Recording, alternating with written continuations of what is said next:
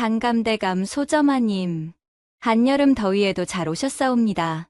이 이야기를 듣지 않으면 얼음 동동식혜에 엿기름이 빠진 것과 같을 터이니 자리 고이 펴고 귀 기울이시지요.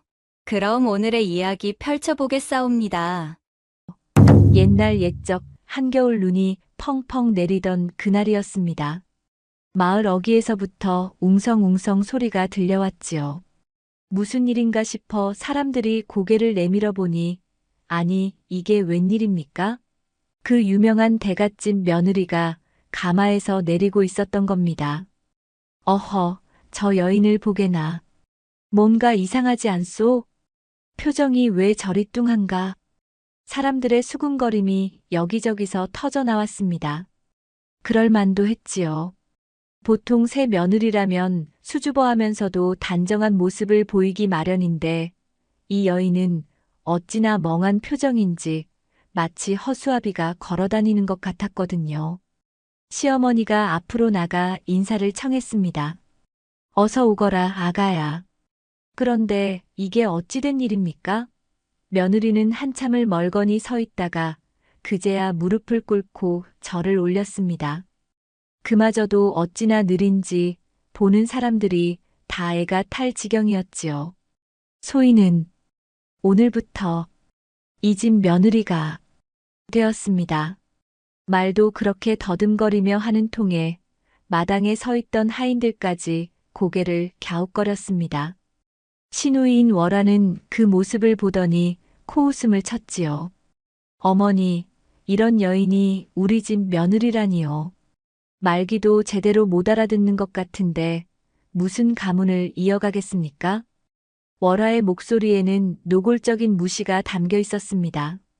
그도 그럴 것이 월화는 마을에서도 손꼽히는 미인에다가 재주까지 있어서 늘 부러움을 받던 처지였거든요. 그런 월화의 눈에는 이세 올케가 영 마뜩잖게 보였던 겁니다. 남편인 석주는 아무 말 없이 서 있었습니다. 어머니의 말씀도 누이의 불평도 그저 듣고만 있을 뿐이었지요. 색시를 돌아보는 그의 시선에는 실망이 가득했습니다. 분명 중매쟁이가 얌전하고 조용한 처자라고 했는데 이 정도일 줄은 몰랐던 거지요. 아무튼 들어가자꾸나. 밖이 춥다. 시어머니의 말에 따라 모두 안채로 들어갔습니다. 그런데 며느리는 여전히 마당에 서서 눈을 막고 있었지요. 월화가 짜증스럽게 소리쳤습니다. 올케, 언제까지 거기 서 있을 거야? 빨리 들어와. 그제야 며느리가 고개를 돌려 천천히 걸음을 옮겼습니다. 그 느린 걸음걸이를 보던 월화는 속으로 한숨을 쉬었지요.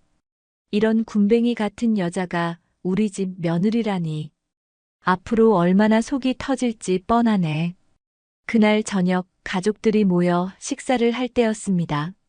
며느리는 구석진 자리에 앉아 조용히 밥을 먹고 있었지요. 대화에 끼어들지도 않고 묻는 말에도 예 아니면 아니오로만 대답했습니다. 가족은 몇이나 되느냐?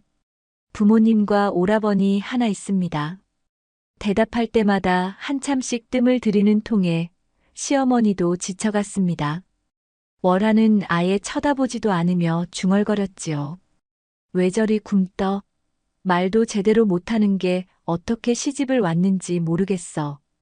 그 말을 들은 며느리의 어깨가 살짝 움츠러들었습니다. 하지만 여전히 아무 말 없이 숟가락질만 계속했지요. 석주는 그런 아내의 모습을 보며 마음이 답답했습니다. 내 아내가 이렇게 무뚝뚝한 사람인 줄 몰랐는데 앞으로 어떻게 살아가야 할까?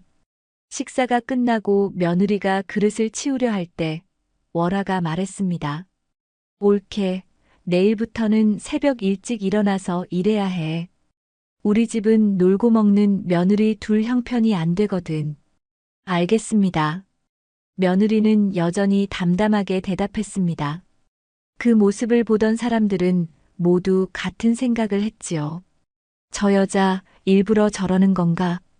그날 밤 며느리는 홀로 작은 방에 누워 천장을 바라보았습니다.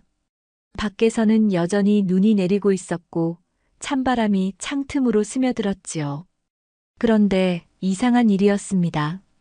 며느리의 눈에는 눈물 한 방울 없었고 오히려 고요한 미소가 번지고 있었거든요. 마을 사람들은 그날부터 수군거렸습니다. 대갓집에 허수아비가 며느리로 들어왔다더라.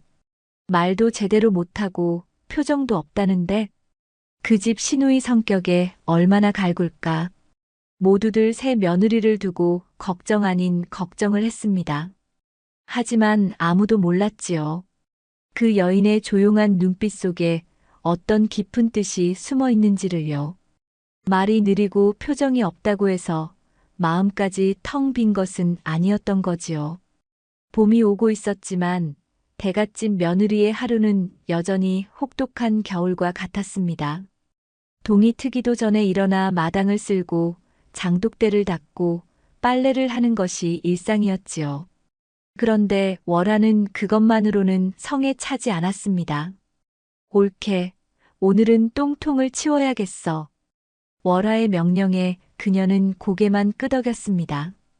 말 한마디 없이 삽을 들고 뒤뜰로 향했지요. 마을의 다른 며느리들이라면 벌써 울음을 터뜨렸을 일이었는데 이 여인은 정말 신기하게도 표정 하나 변하지 않았습니다. 정말 바보가 맞나 봐. 아무리 그래도 저런 일을 시키면 싫다고 해야 하는 거 아냐? 월하는 속으로 중얼거렸습니다. 사실 처음에는 며느리를 골탕 먹이려는 신보였는데 아무런 반응이 없으니 오히려 김이 빠지는 기분이었지요. 며느리는 묵묵히 일을 마치고 나서 헌 옷가지들을 큰 솥에 넣고 삶기 시작했습니다. 그 모습을 지켜보던 하인 막동이가 고개를 저었지요. 괜찮으십니까? 이렇게 굽실거리면서 살아서 뭐해요? 차라리 한마디라도 대들지. 쉿, 함부로 말하는 게 아니야. 막동의 어머니인 김씨가 아들을 나무랐습니다.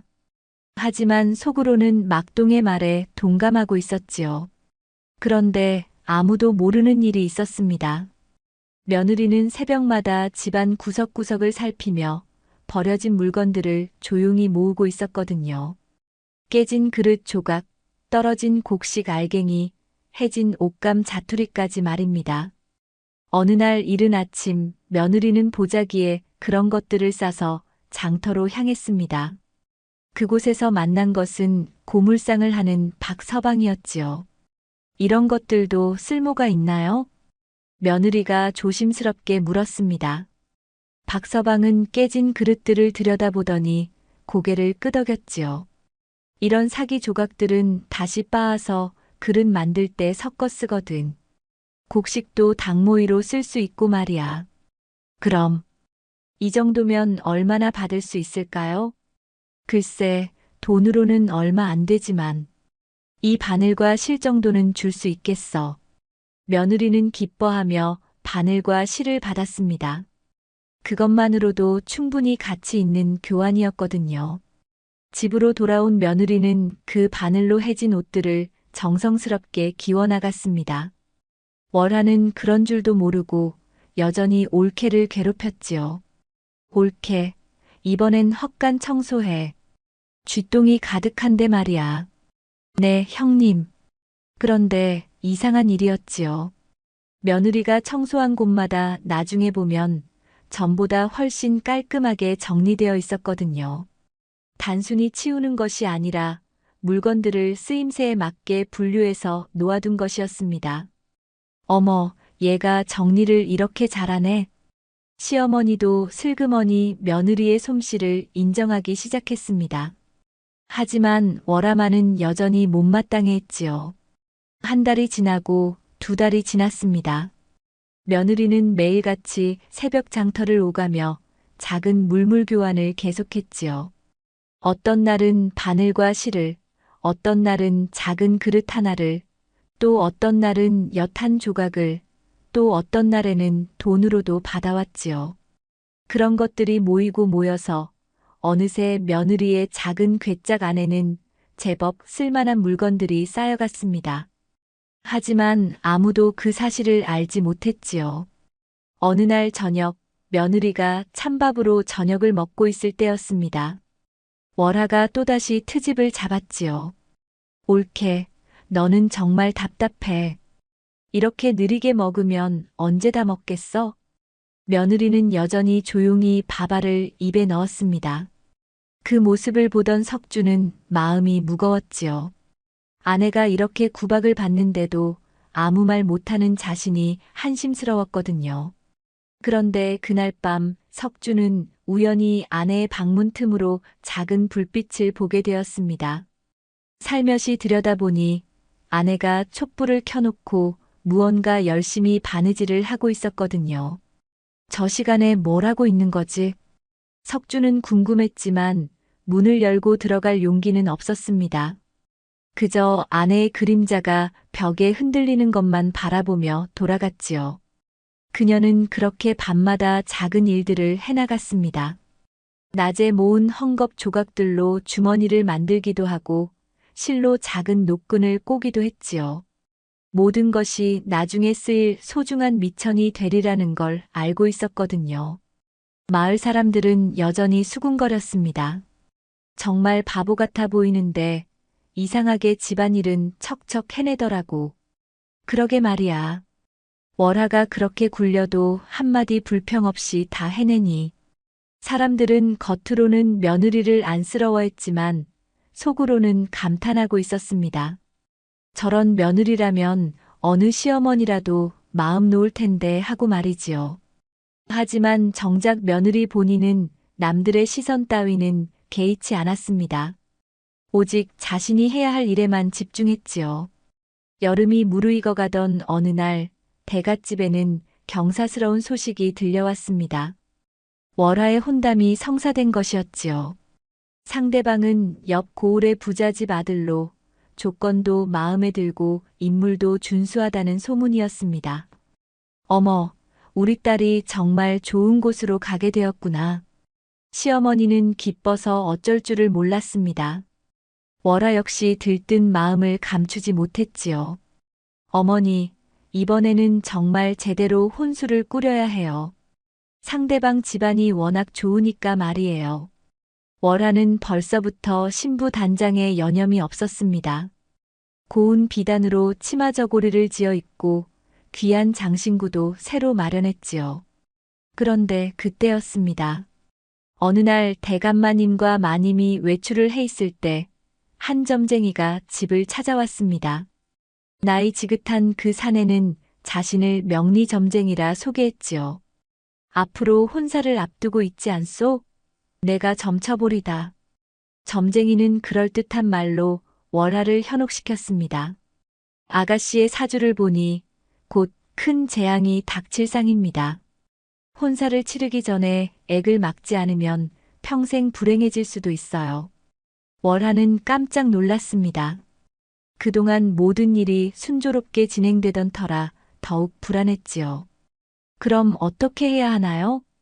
액막이 굿을 지내야 합니다. 하지만 비용이 만만치 않지요. 금비녀와 옷가락지, 그리고 논 한마지기 정도의 값어치는 들어갈 겁니다. 점쟁이의 말에 월하는 고민에 빠졌습니다. 부모님께 말씀드리자니 걱정을 끼칠 것 같고 그렇다고 그냥 넘어가자니 불안했지요. 며느리는 그 모습을 조용히 지켜보고 있었습니다. 뭔가 수상하다는 생각이 들었지만 아무 말하지 않았지요. 누가 물어보지도 않았고 자신이 나설 일도 아니었거든요. 결국 월하는 어머니 몰래 폐물과 땅 문서를 점쟁이에게 넘겨주었습니다. 그 대가로 점쟁이는 며칠 뒤에 큰 굿을 지내주겠다고 약속했지요. 하지만 그 점쟁이는 다시는 나타나지 않았습니다. 며칠을 기다려도 소식이 없자 월하는 불안해지기 시작했지요. 그리고 일주일 뒤 충격적인 소식이 들려왔습니다. 월하야, 혼담이 깨졌다. 아버지의 말에 월하는 하늘이 무너지는 듯 했습니다. 왜요, 아버지? 뭔 일이 있었나요? 상대방에서 갑자기 마음을 바꿨다고 하는구나. 이유는 말하지 않더라. 사실은 점쟁이가 상대방 집에도 나타나 돈을 요구하며 혼인을 하면 안 되는 이유를 알려주겠다고 한 것이었어요. 월하 집안에 대해 좋지 않은 소문을 퍼뜨렸던 것이었습니다. 금전적 문제가 있는 집안이라며 거짓말을 한 거지요. 월하는 며칠 동안 방에서 나오지 않았습니다. 혼사가 파혼되었다는 소문이 마을에 퍼지면서 사람들의 시선이 부담스러웠거든요. 우리 월하가 왜 이런 일을 당해야 하는지 시어머니도 한숨만 내쉬었습니다. 그런데 이상한 건 며느리였지요. 다른 때와 달리 월하의 방 앞을 자주 지나다니며 무언가 살피는 것 같았거든요. 어느 날 저녁 월하가 울음을 그치고 방에서 나왔을 때였습니다. 마당에서 며느리가 빨래를 개고 있었지요.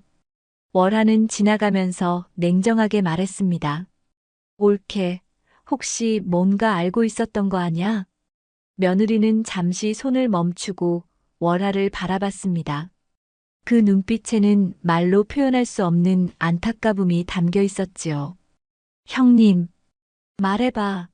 그때 얼핏 그 사기꾼이랑 나랑 이야기하는 걸 신경 쓰듯 쳐다봤잖아. 저 점쟁이가 사기꾼인 줄 알고 있었던 거지.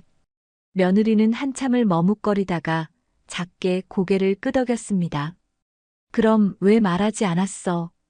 월하의 목소리가 높아졌습니다. 하지만 며느리는 여전히 조용했지요. 형님께서 묻지 않으시고 제 이야기를 듣지 않으려 하셨으니까요. 그 말에 월하는 할 말을 잃었습니다. 그저 꼴보기 싫다고 나가라고 소리칠 뿐이었죠. 그날 밤 며느리는 월하의 방문 앞에 작은 보자기를 놓고 갔습니다. 월하가 열어보니 정성스럽게 수놓은 손수건과 작은 주머니가 들어있었지요. 그리고 작은 쪽지 하나가 있었습니다. 형님의 마음이 조금이라도 편해지길 바랍니다. 월하는 그 글씨를 보며 눈물을 흘렸습니다. 괜히 올케 탓이라고 쏘아붙였지만 이런 마음을 품고 있었다는 사실이 부끄러웠거든요. 다음 날 아침 월하는 한풀 꺾인 모습으로 나왔어요. 며느리는 여전히 마당에서 빨래를 하고 있었지요. 올케. 네, 형님. 미안해. 근데 우리 부모님한테는 말하지 말아줘. 부탁이야. 며느리는 난감했지만 우선 고개를 끄덕였어요. 형님도 많이 힘드셨을 거예요. 그 말에 월하는 더욱 미안해졌습니다. 그 후로는 마치 살얼음판 같은 시간이 계속 흘렀어요. 가을이 깊어가던 어느 밤이었습니다.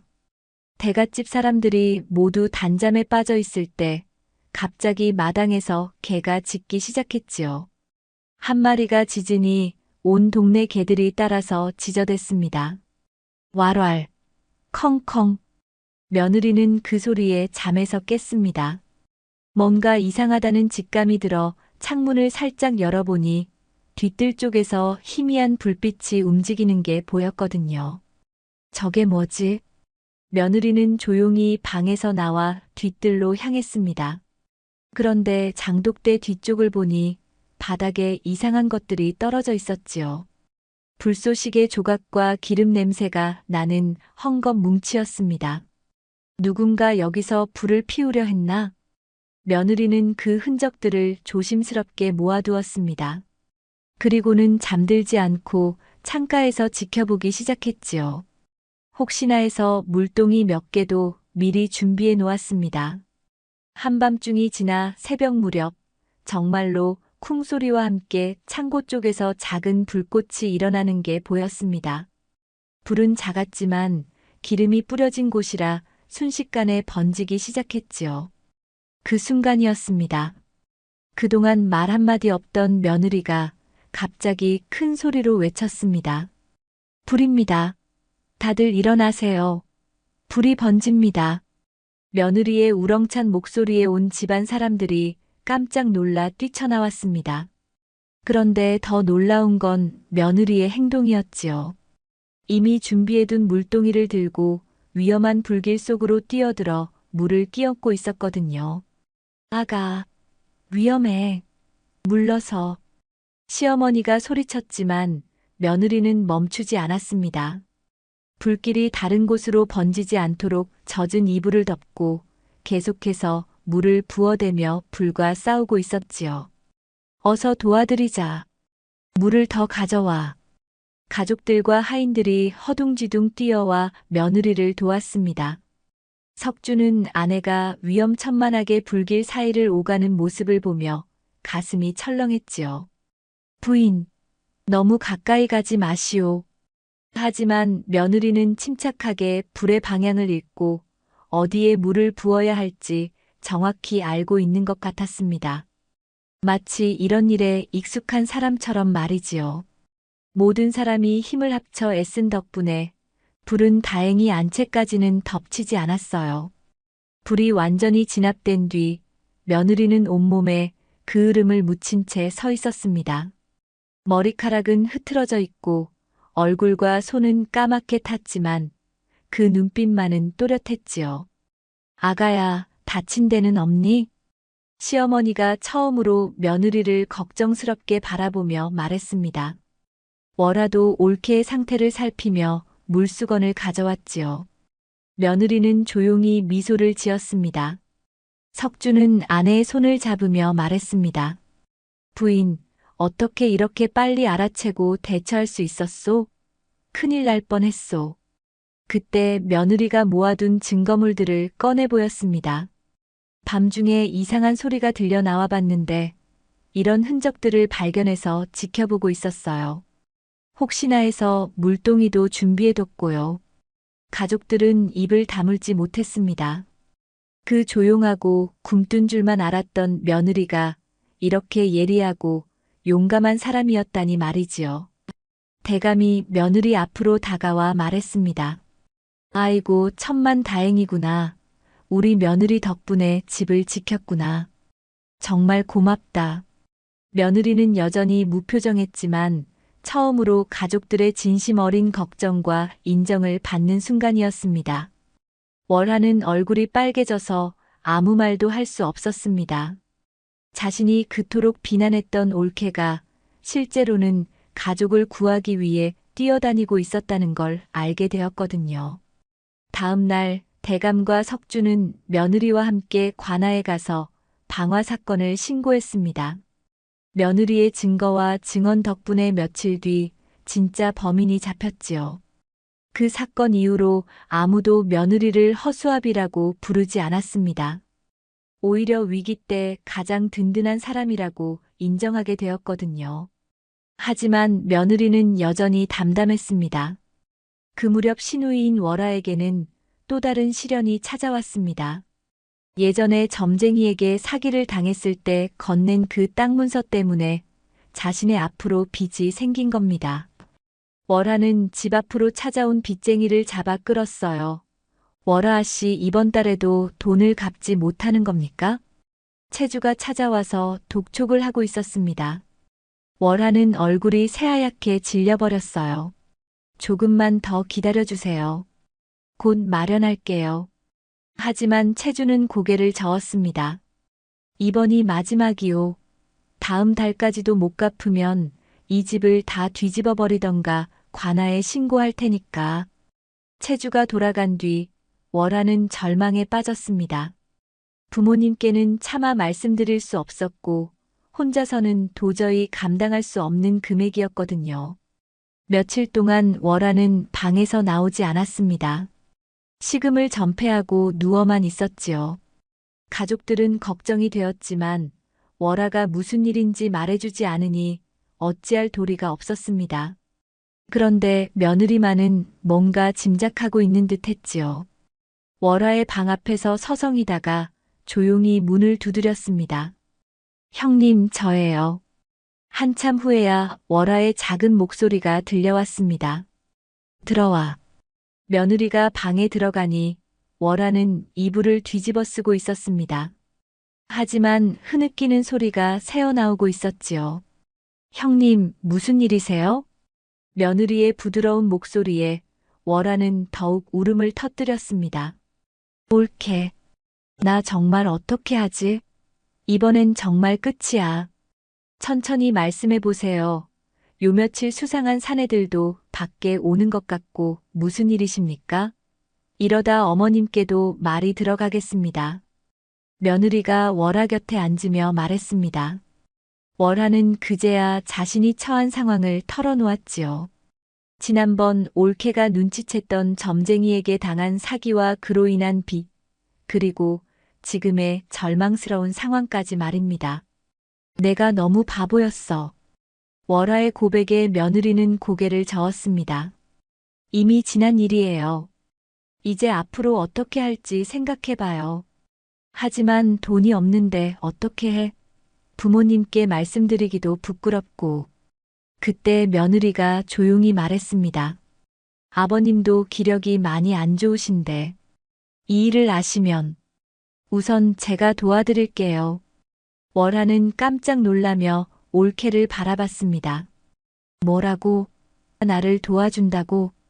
네, 형님 잠시만요. 며느리는 자신의 방으로 가더니 작은 괴짝을 가져왔습니다. 그 안에는 그동안 조금씩 모은 돈과 물건들이 가득 들어 있었지요. 이게 뭐야? 그동안 조금씩 모아둔 거예요. 버린 물건들을 주워서 팔고 바느질해서 번 돈이에요. 그리고 친정에서 꼭 필요할 때 쓰라고 시집 올 때 챙겨주신 것도요. 월하는 입을 다물지 못했습니다.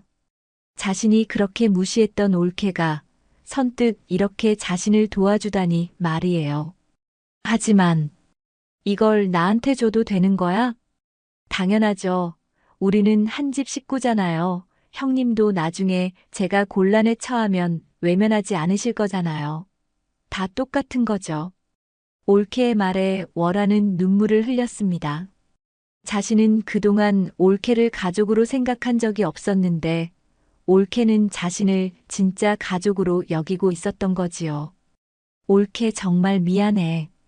그리고 정말 고마워. 월하가 올케의 손을 잡으며 말했습니다. 그런데 그 손이 얼마나 거친지 월하는 깜짝 놀랐지요. 이 손이 이렇게 거칠었구나. 괜찮아요. 일하다 보니 그렇게 된 거예요. 하지만 월하는 더욱 미안해졌지요. 자신은 고운 손을 가꾸느라 여념이 없었는데 올케는 이런 거친 손으로 가족을 위해 일하고 있었던 거니까요. 형님, 지금 필요한 건 돈보다 다시 시작할 자리겠지요. 올케가 조용히 말했습니다. 무슨 뜻이야? 형님께서 예전에 스노키를 잘하신다고 들었어요. 우선 급한 불을 이걸로 끄고 그 솜씨로 일을 시작해 보시면 어때요? 올케의 제안에 월하는 눈이 번쩍 떠졌습니다. 정말로 자신에게는 바느질 솜씨가 있었거든요. 하지만 내가 그런 일을 한다면 체면 같은 건 나중 일이에요. 지금은 살아남는 게 먼저죠. 올케의 현실적인 조언에 월하는 고개를 끄덕였습니다. 그날부터 월하는 바느질 일을 시작했습니다. 소개받은 사람들을 통해 주문을 받아서 옷을 짓거나 술을 놓는 일이었지요. 처음에는 서툴렀지만 점점 실력이 늘어갔습니다. 올케, 정말 고마워. 너 아니었으면 어쩔 뻔했지? 우리는 가족이잖아요, 형님. 시간은 꽤 걸렸지만 월하는 올케에게 빚졌던 돈을 모두 갚을 수 있었습니다. 그리고 이제는 바느질로 제법 쏠쏠한 수입도 올리고 있었지요. 올케 덕분이야. 정말 고마워. 그런데 올케는 오히려 고개를 저었지요. 형님이 노력하셨으니까 가능한 일이었어요. 자신의 공을 인정해주면서도 자만하지 않게 해주는 올케가 정말 고마웠거든요. 그날 밤 월하는 처음으로 올케에게 진심으로 사과했습니다. 그리고 그때서야 깨달았지요. 진짜 가족은 피가 섞인 것이 아니라 서로를 아끼고 도와주는 마음에서 나온다는 것을 말입니다. 그로부터 몇 해가 흘렀습니다. 대갓집은 이전보다 훨씬 화목해졌고 며느리를 대하는 가족들의 태도도 완전히 달라져 있었지요. 며느리는 여전히 말이 많지 않았고 표정도 크게 달라지지 않았습니다. 하지만 이제는 아무도 그녀를 허수아비라고 여기지 않았지요. 오히려 집안의 든든한 기둥으로 여기게 되었거든요. 부인의 말 한마디가 이렇게 소중한 줄 몰랐소. 석주는 이제 아내의 조용한 조언에도 귀를 기울였습니다. 말수는 적었지만 그 말 속에는 언제나 깊은 지혜가 담겨 있다는 것을 알았거든요. 어느 날 저녁, 온 가족이 모여 앉아 이야기를 나누고 있었습니다. 대감이 며느리를 바라보며 말씀하셨지요. 우리 며느리 덕분에 이 집이 이렇게 평안해졌구나. 아닙니다, 아버님. 가족들이 모두 좋으셔서 그런 거예요. 며느리는 여전히 겸손했습니다. 하지만 모든 사람들은 알고 있었지요. 이 집의 진짜 기둥이 누구인지를요. 월하가 고백하듯 말했습니다. 과거에 내 자신이 너무 부끄러워요. 올케한테 너무 미안하고. 형님, 그런 말씀 마세요. 우리 모두 서로를 위해 있는 거잖아요. 며느리의 말에 모든 사람들이 고개를 끄덕였습니다. 그날 밤 석주는 아내와 함께 마당을 거닐었습니다. 달빛이 아름답게 비치고 있었지요. 부인, 정말 고마워요. 당신이 있어서 이 집이 이렇게 행복해졌어요. 서방님, 저야말로 이 집에 와서 행복해요. 석주는 아내의 손을 꼭 잡았습니다. 그 손은 여전히 거칠었지만 그 안에 담긴 따뜻함을 느낄 수 있었거든요. 마을 사람들은 이제 대갓집 며느리에 대해 이렇게 말했습니다. 저분은 정말 특별해요. 말은 적지만 행동으로 모든 걸 보여주시죠. 처음에 허수아비가 시집 왔다고 수군거렸던 사람들은 이제 우리 마을의 보물이라고 부르고 있었습니다. 며느리는 여전히 새벽 일찍 일어나 집안일을 했습니다. 하지만 이제는 혼자가 아니었지요. 월화도 함께 일어나서 도와주었고 석주도 아내의 일을 거들어 주었거든요. 시어머니가 어느 날 말씀하셨습니다. 우리 며느리가 온 뒤로 집안에 좋은 일만 생기네요. 어머님, 그건 모든 분들이 좋으셔서 그런 거예요. 며느리는 여전히 자신의 공을 인정하지 않았습니다. 하지만 모든 사람들은 알고 있었지요. 이 모든 변화의 중심에 그녀가 있다는 것을요. 그렇게 세월이 흘러갔습니다. 며느리의 조용한 지혜와 따뜻한 마음 덕분에 대갓집은 마을에서 가장 화목한 집안이 되었지요. 사람들은 이제 이런 말을 했습니다. 말 없고 느린 사람일수록 깊고 정확한 길을 걸어간다. 정말 그랬습니다. 며느리는 말 대신 삶 전체로 자신을 증명한 여인이었거든요. 겉모습으로는 느리고 존재감 없어 보였지만 그 안에는 세상을 꿰뚫는 진짜 지혜가 들어 있었던 것입니다. 조용한 마음과 느린 눈빛, 그 안에 담긴 힘이 얼마나 크고 깊은지를 모든 사람들이 깨닫게 된 이야기였습니다. 속도보다는 방향이 중요하다는 것, 말보다는 행동이 더 큰 울림을 준다는 것을 보여준 소중한 교훈이었지요.